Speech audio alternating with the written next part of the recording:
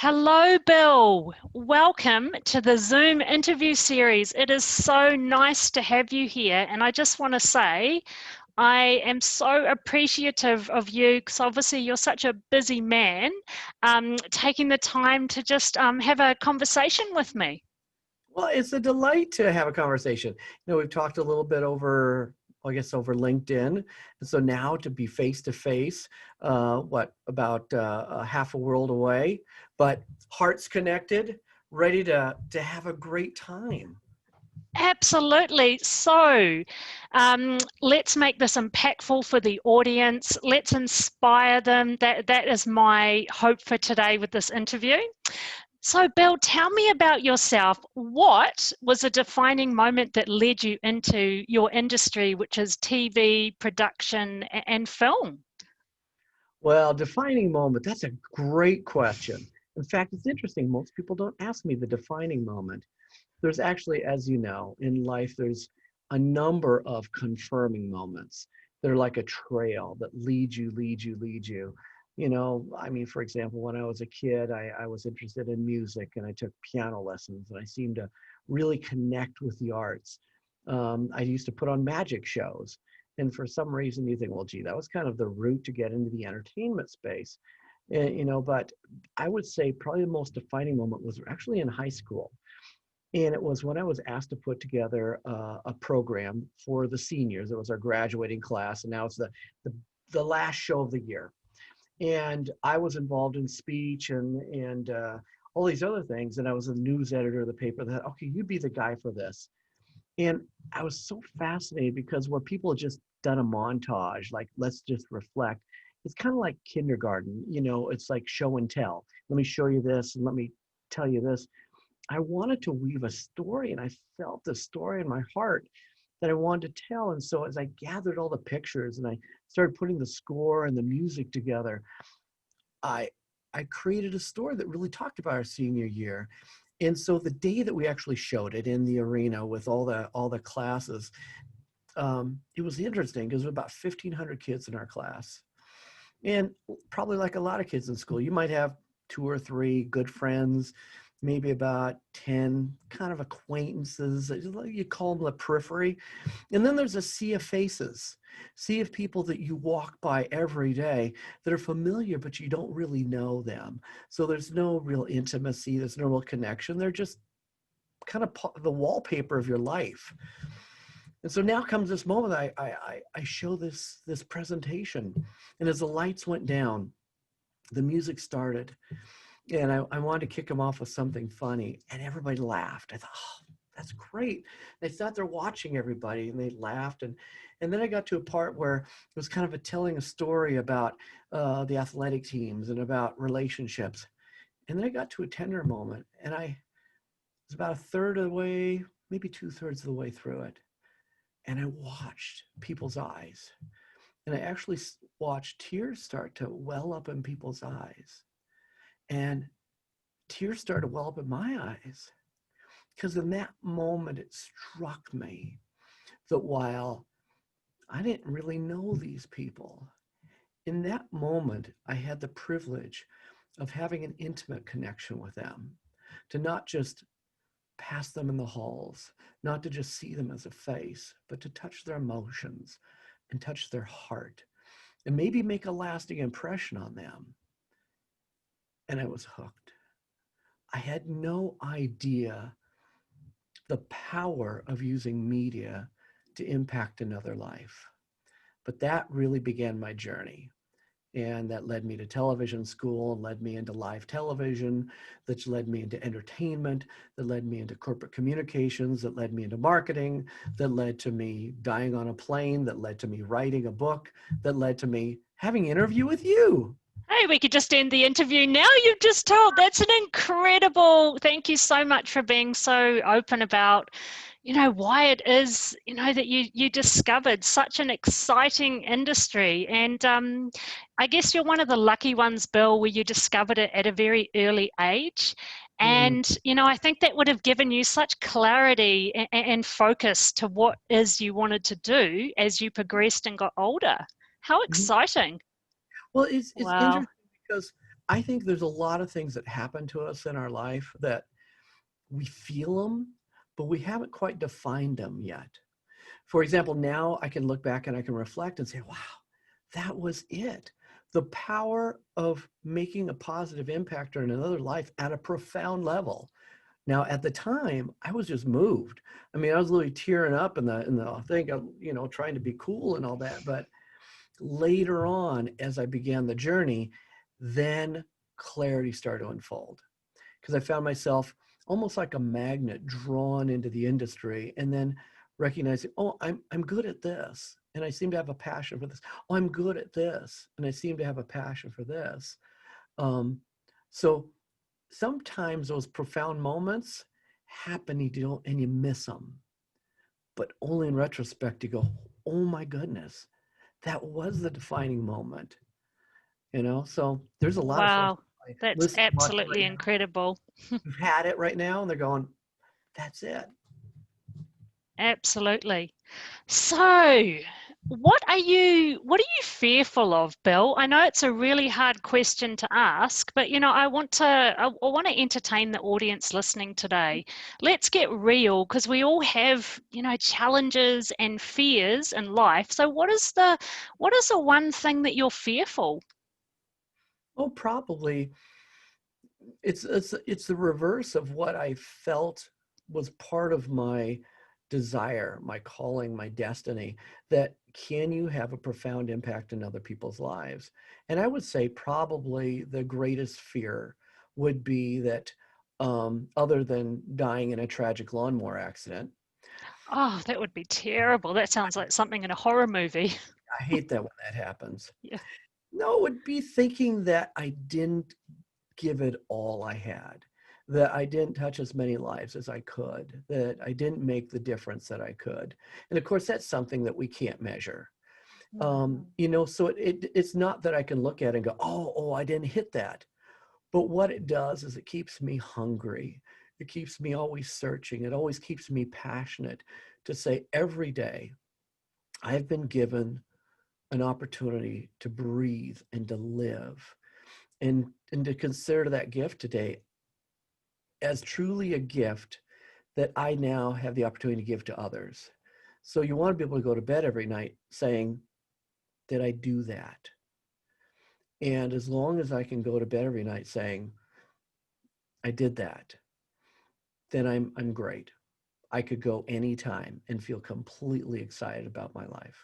What a beautiful message. And you know what we just did, Bill? We reframed what fear is, because fear is what keeps us hungry, which what keeps us going and doing the best we can. So as long as we can do that at the end of the day, then we're happy. I love it. How amazing is that? Well, I think it's a great point, is that sometimes we can respond differently to fear, because fear can, there's the basics of, I guess, human nature, that it's fight, flight, or freeze. And you experience fear. I mean, some people freeze, some people run, but the idea that every day, and I say it's such a positive way, there's a fight, and it's the good fight to do the great things, to make the difference.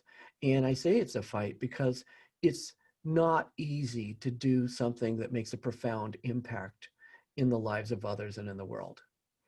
It's Yeah. something that has to be deliberate, and it takes work, it takes commitment, it takes sacrifice. And so in that sense, it's a great fight to have. And that kind of fear, bring it on. Bring it on. I love it. And, for the audience, for anyone listening that wants to be successful, it may not be in your industry, but a industry. Is there anything that you can suggest for them if they're hungry for success, they're willing to do the work? Are there any tips that you could give for them to move forward in their journey of achieving? Well, yeah, and not to put uh, an, a great plug for my book in here, but in my book, The 7 Disciplines of Relationship Marketing, I talk about the idea of discovering your authentic purpose, because there's a lot of us that work hard, work really, really hard, and don't always receive the rewards we think we should get. There's a lot of us that pursue our passions and feel empty for it. And in, I would say getting clarity on that, what I call the authentic purpose, which is really three things. Number one is if you know your passions, really understand your passions, that is a clue to direction, to giving you a sense of those things that could really give you satisfaction in the role you may play in impacting the world. However, the reality is there's a lot of us who have passions for which we have no aptitude. And I say that respectfully. And it's hard to have that honest conversation with yourself, because there are those that have passions that think, oh, if I do my passions, I'll never have to work another day in my life. Well, that's not true. Because if you don't have aptitude, what you really have is a hobby. And it can be an enriching hobby. So once you understand those passions, try to align that and say, wait a minute, are there passions for which I have aptitude? Because when you have aptitudes for those passions, now you're starting to get alignment. And I talk as a guest at a lot of college classes, and the parents and teachers kind of hate me, because a lot of people change their majors after my talk. Oh, okay. Yeah, it's great. It's I great. love it. But one of the things I point out is that there's a lot of us that have aptitudes. For example, when I was a little kid, I remember growing up, and there was like one kid, he was like the art kid. He could take a pencil and, he could, you'd say, draw a horse, and I would like two legs and a head, and he Yeah. would draw legs and muscles and all these beautiful things. And I go, wow, he's so good. And then there was the math kid. And then there was the music kid. And then there was the athletic kid and the academic wizard kid and whatever. And chances are you might have been one of those kids. And here's the danger. A lot of us have aptitudes for which we don't have passions. But parents and teachers will see the aptitudes and they'll push you into it, because deep down, most of them are more interested in you getting a paying job than finding deep passion and reward in your life. They all say, yeah, we want you to be happy, but they think that you'll be happy if you just make money.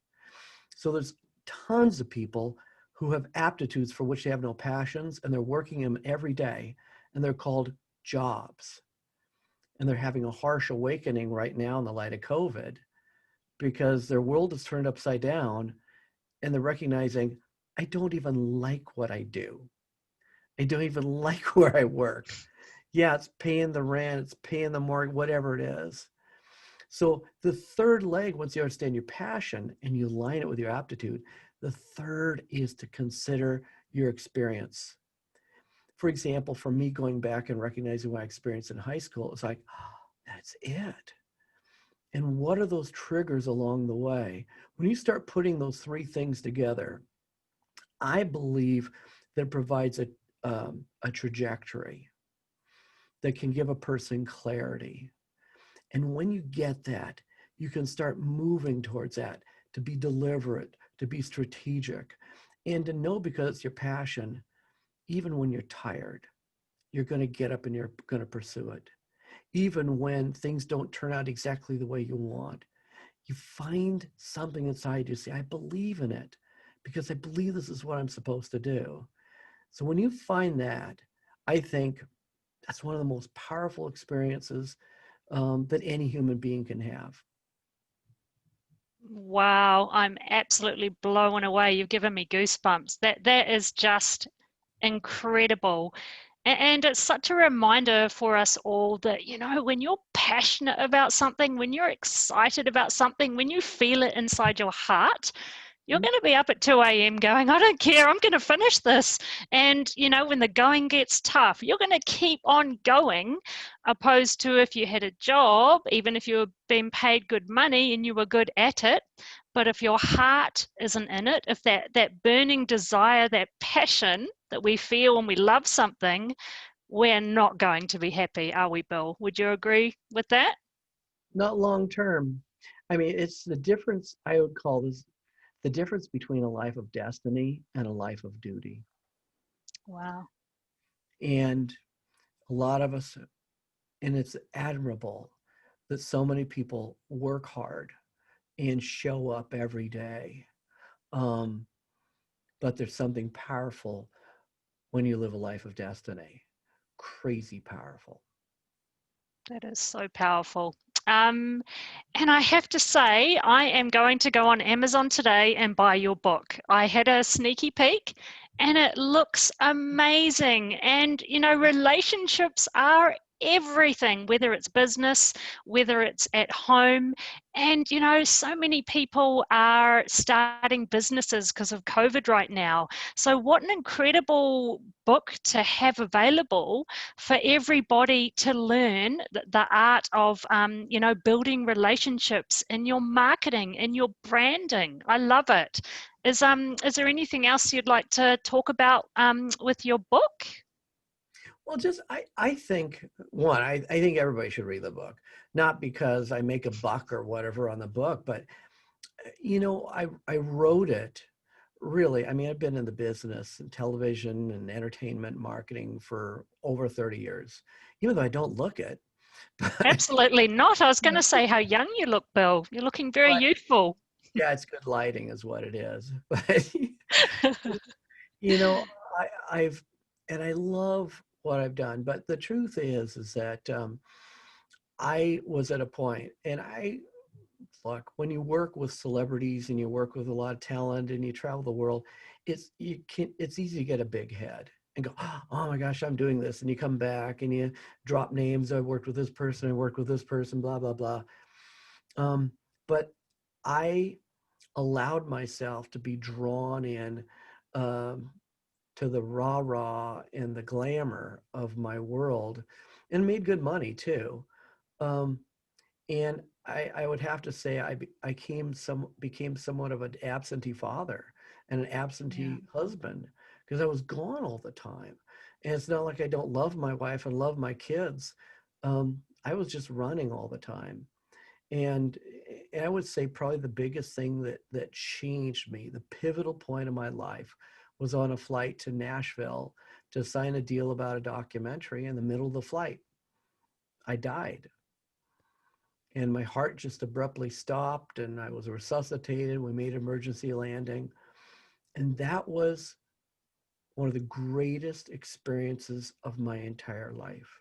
I mean, for two reasons. One, I had a pretty profound after death experience, but the the big thing, it was a wake-up call for me. And I came back from that and I did realize, among many things, that relationships and loving people, loving yourself, um, is so important. It's the centerpiece of our lives. And so often we run from that. We get busy and we get distracted.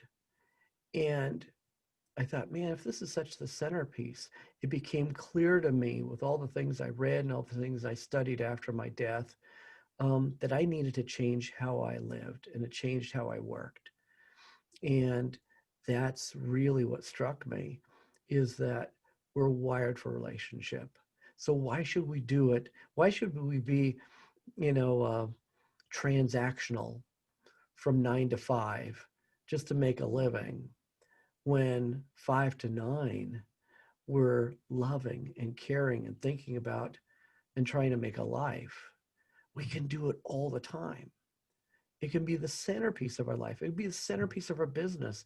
No more faking it anymore. You can genuinely care. And you can have a heart transformation that says, I'm going to make a difference every day, in every way, in every life.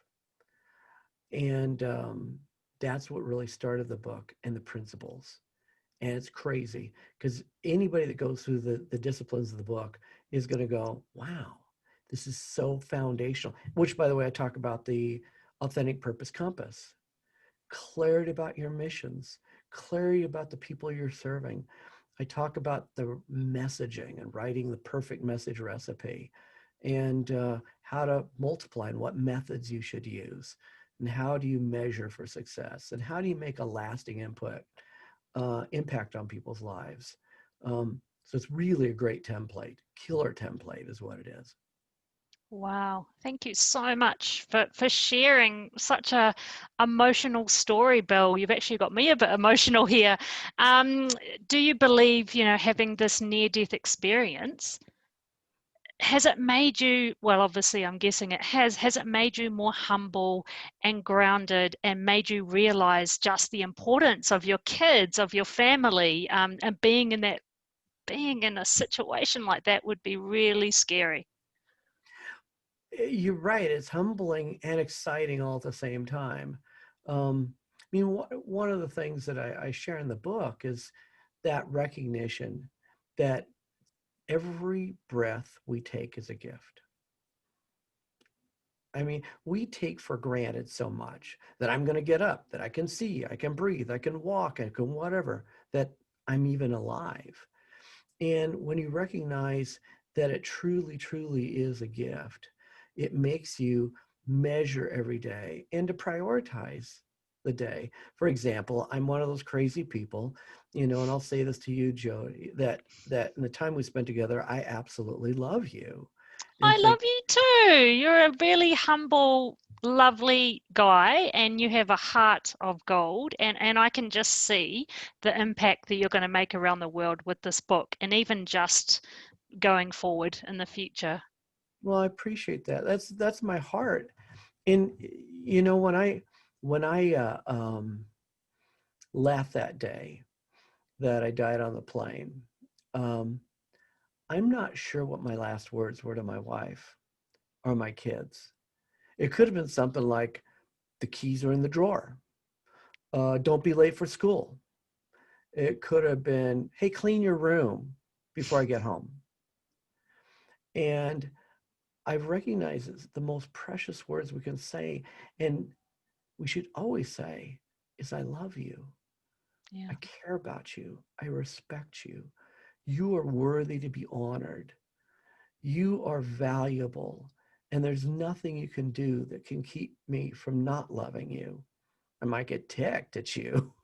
Oh, absolutely. We're just human, but But wow, what a great message for love the you. audience just to appreciate our loved ones, to not take life for granted because we do not know what is going to happen tomorrow.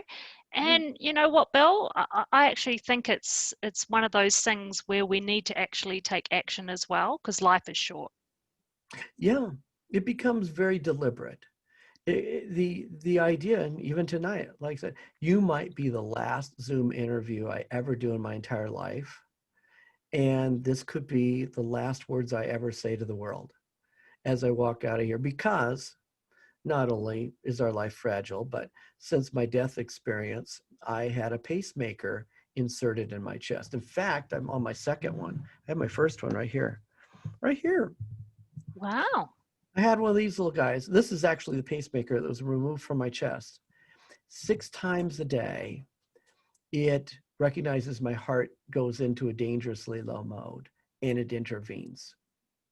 So 6 times a day, I stand on the edge of death, if you will, and it intervenes. Now, It's amazing.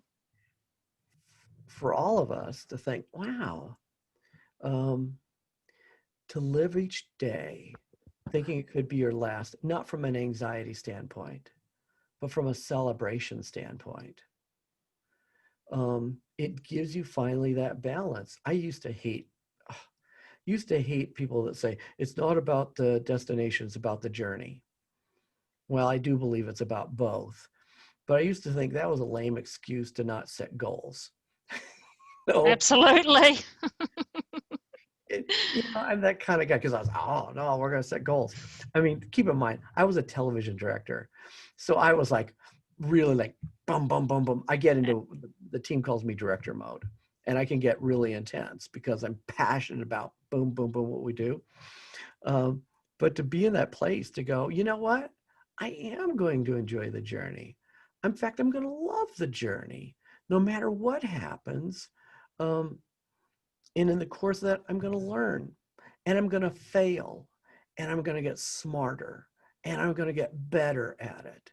And there's going to be people that'll hate me. And there's going to be people that are going to love me. And there's going to be a whole bunch of people that won't even give a hoot. And that's okay, completely okay, because you have to follow your path. Follow that path, find that passion, find that aptitude, find that authentic purpose compass, and walk it, um, and watch literally the miraculous happen. Because there's so many things you can't predict, and there's so many twists and turns. But I think when you do that, you will be blown away when you reflect on the richness of the life experience you have. Yeah, absolutely. So I wanted to ask you, Bill, what was your reaction, especially obviously being overseas in America, when COVID-19 hit? Like, what was your response emotionally? What did you do? Oh, I think for a lot of us, it was a little disbelief. Like, was this really happening? I think that was the first part. Um, and then it was the recognition of, oh my gosh, because here's how it affected us from a business standpoint. We do a lot of live events and things that involve large groups of people. And just like that, all of that was shut down, Wow. completely shut down. And I had to have some really harsh realizations here of what are we going to do? How will we survive through this? How will we produce revenue? How will I keep my employees employed? What will that look like? And a lot of people would say that we pivoted. I wouldn't necessarily say we pivoted because I don't want to sound that brilliant. But I will say, because of my television background, we've been producing events that you would call virtual for years, for the internet or for television, different types of scenarios. And it was abundantly clear that the need for people to connect was still great. The need for people to do business, to communicate, to build teams, to build rapport, to preserve culture, to bring peace.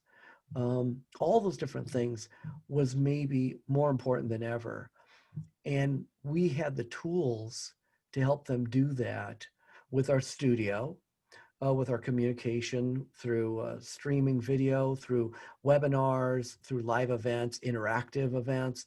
All those things were in our DNA. And so I actually just started calling and saying, hey, this is Bill, I'm sorry that this didn't work out for you. How can I help? We've got Yeah. some options. We want to help you. And one after another, show after show. We call them shows here. I'm sorry, a lot of people. It's Yeah. two Shows are great. No, shows are great. It's an old-fashioned saying, but I love that. I love yeah. that. It sounds So more dramatic as well, more Hollywood. yeah, we do shows, because everything, and so really, really, by the grace of God and a lot of hard work and a team that said, okay, we're going to buckle down and figure out how to do this. How do we convert all our live experiences into virtual experiences, and a lot at once? So it really took what we call an all hands on deck moment to say, how do we make sure we step in these protocols, especially, and this, quick sidebar, we started off this conversation talking about the unknown and about fear and, you know, um, where people are in this COVID thing. And this is a platform in a world right now is changing so fast. It's like being on, when you go to an airport and it's got those people movers, Yes. like a people mover that's going 50 miles an hour and jerking along the way. And we have no control over what's happening. The only Right. thing we have control over is how we react, how we respond, and our thinking. And we may even need to change what we're doing in our business to adapt. Would you agree? Exactly. And Yeah. so the idea of posturing, when I say posturing, it reminds me of like when things are shaking. I mean, here on the West Coast of the United States, we occasionally have earthquakes, especially down south in California. And when that happens, you know what you do, other than trying not to panic and find a safe place. But when the world is shaking, you try to bend your knees a little bit. You try to position yourself. You try to put yourself on the balls of your toes a little bit so that you're able to move with it. If we're rigid, we're going to flop over. And we're going to sink. We're going to sink into the sand, where we need to adapt and go, what can I do in my business right now that's happening right now? So I think you've really inspired whoever's listening, our audience, that yes, we have COVID-19 and no one likes it. It's really scary right now, but we need to actually focus on what we can change and not what we can't. And I love what you said, how you just jumped on your feet because you knew that COVID-19 was going to affect your business. So you worked hard and you did some brainstorming, and it sounds like you've got an incredible team of people that Oh, yeah, you guys have nailed it. Congratulations. well, I'd be reluctant to go, oh, we nailed it. But we're like Oh, come everybody else. on. It's that, am I going to be frozen, fear, flight, or fight? And that idea of recognizing, yeah, we've got an obstacle here. The world is changing. And let me say this too.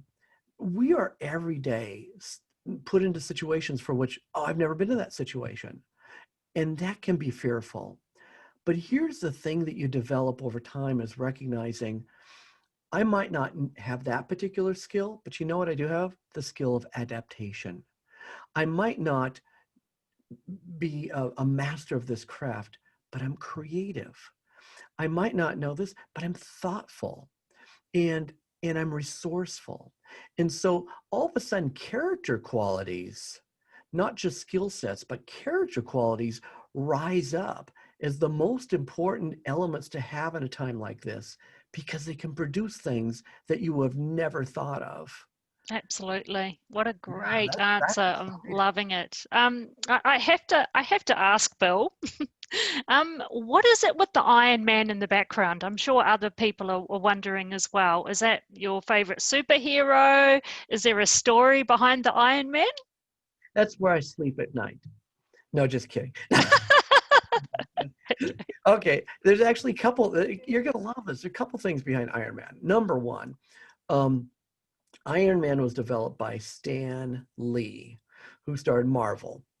And Stan Lee believed that every flawed person has a superhero inside. Oh, that's Well, amazing. if you look at the story behind Stan Lee, he deeply believed in the human spirit. And he deeply believed that there was a hero inside every single one of us, just waiting to come out at the right time. And a lot of us don't think of ourselves as heroes. In fact, many of us look at our flaws and we look at our insides and feel like, oh, I could never, or I mightn't, it's not me or whatever. But Stan wanted to create a series of characters that took that flawed human. Now, I used that as a metaphor for a show I did. And it was really about the fact that all of us are superheroes. I didn't know a lot about Stan Lee at the time, even though I was a fan of his work. And I ended up getting the suit as a part of the show. And when the show was over, I said, I want the suit. I'm taking the suit to my office. So I acquired it and put it in the office. And this last year, after I wrote the book, I ended up getting a call from the Stan Lee Foundation. And they wanted to talk to me about taking them through the 7 disciplines of relationship marketing, the same thing as in my book. That's incredible. Wow. So curiously, over the last several weeks, actually several months, I've been an advisor to the Stan Lee Foundation and working with them on this very concept. Now, Stan has passed away, but he always carried that idea that we want every person, no matter who they are, no matter how oppressed they have felt or how ignored they have felt, that we live in a diverse and inclusive world of incredible heroes that have been sometimes locked out of opportunities. And we want to open the doors as wide as we can to let every human being know that they're loved, they're respected, they're honored, and there's a hero inside of them. And we want Wow. to celebrate that. And we've got a lot of incredible programs coming out that are going to be done in honor of Stan Lee. And you just kind of keep your eye out, you I know. will, absolutely. I'll be on there. Yeah. It sounds amazing. After the interview, and when it isn't public, I'll let you in on a few little secrets that are going on. There's some crazy cool stuff happening. It's going to be really exciting. So I think we're going to wrap this interview up really soon because I feel like I could just keep talking to you all day long, Bill. You've been such a pleasure, and I'm so grateful just to have you on the show. You've been so brave, so open, so vulnerable, and I think you're going to inspire a lot of people right now that are, maybe facing some challenges. So where do we go to get your book? What's the best? Did you want to quickly tell the audience? The easiest Amazon, Amazon.com. We have it both in print, not both. We have it in print and we have it in Kindle, and then we have an Audible where I actually read the book. And so you can go to Amazon and search 7, the number 7, DRM. Or you can go to 7drm.com. That's actually a website that I have where it links you to Amazon. We can buy the book. But also, as you go through the book, I want everybody to not just read it. I want people to apply the lessons. So we put some free worksheets in there. They're downloadable so that people can go on there and they can work on clarity on the authentic purpose compass, on their perfect ideal target market, on the ideal messaging, and really to inventory what the 7 disciplines look like, whether it's for a project, for it's your business, or whether you're ready to make a movement. But it's all there at 7drm.com. I love it. It just sounds like such an incredible bargain. And not only that, but you get the resources as well, because it's very easy to read information and know what we need to do. But the hardest part is taking the action and implementing those changes. So that sounds like that would help massively on someone that purchases your book. Yeah, that's Wow. really the desire. And DM me on LinkedIn. If people say, "Oh, I have a question," or "I'm interested in this," or "I want this," reach out. I desperately, from the bottom of my heart, want people to experience a transformation that they can experience in their life. And I think the book is just one of those tools. So that is the desire of my heart. And so I'm there for you. I love it. And I'm going to ask you one last question because I'm actually curious. Okay. What do you class, Bill, as your happiest day? What would a great day be for you? Oh my goodness. You know, I am so happy usually every single day. And it starts when I wake up and I realize I've been given another gift to make a difference today. And I don't know what it's going to be. It's kind of like life is like a mystery book, and you have to be willing to turn the page to see what's there. And that sense of anticipation. I mean, I really, you look at Iron Man in here, and you look at my characters and all the different things. In many ways, I grew up, I became a man, and now I'm a kid again. And let's see, from my death experience, I died in 1999. I just turned 21. Oh, lucky you. You've got, So, yeah, lots of youthful years ahead of you, Bill. yeah. So, I mean, when you're 21 years old and you have all this stuff going on and great new friends, uh, it's a happy day. It's a very happy day. So would you say happiness is your relationships and the connections you have in your life?